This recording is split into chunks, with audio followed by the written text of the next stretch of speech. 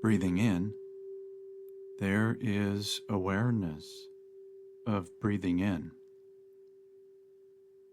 Breathing out, there is awareness of breathing out.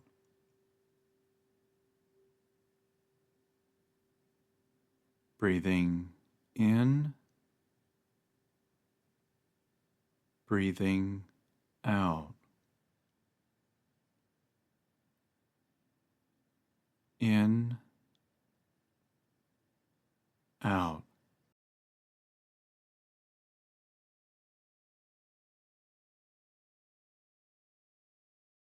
Where do we suffer? The physical body and psychological mind. Dissociative identity disorders. Part 1.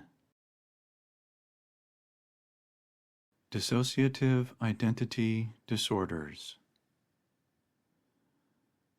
One's identity essentially signifies everything we add to the phrase, I am, which, accordingly, means that when we unconsciously say, I am hungry, we are identifying with being hungry. In other words, an identity is a belief, or, more succinctly, a series of beliefs originating from one's conditioning and experiences. To that, identity disorders typically become reflective of various painful and certainly traumatic conditioning or life experiences that left us terribly confused or conflicted as to who I really am versus who we may have thought or believed we were, or were otherwise told by others as to who we are.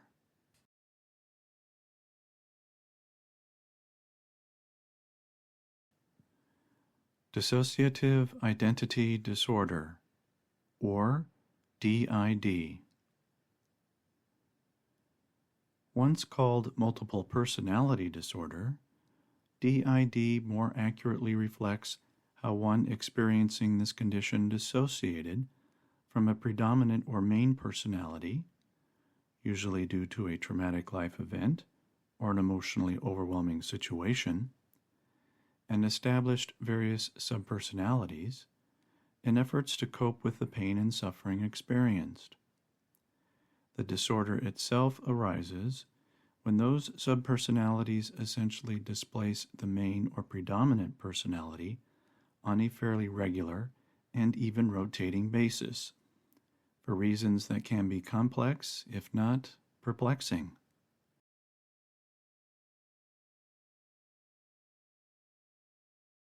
Depersonalization disorder, or DPD.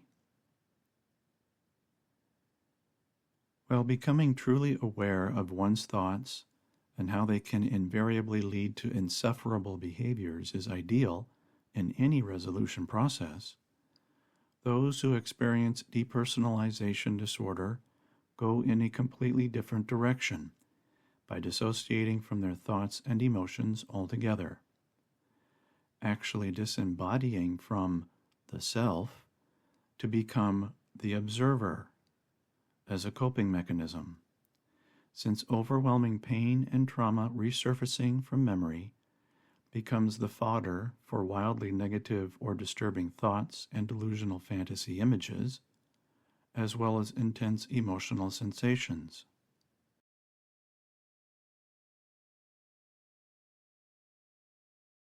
Derealization disorder, or DRD. Those experiencing depersonalization disorder may further move into derealization disorder, should the people they associate with and the environs they find themselves in become too excruciating to bear, as they feel trapped in situations they are unable to easily escape from.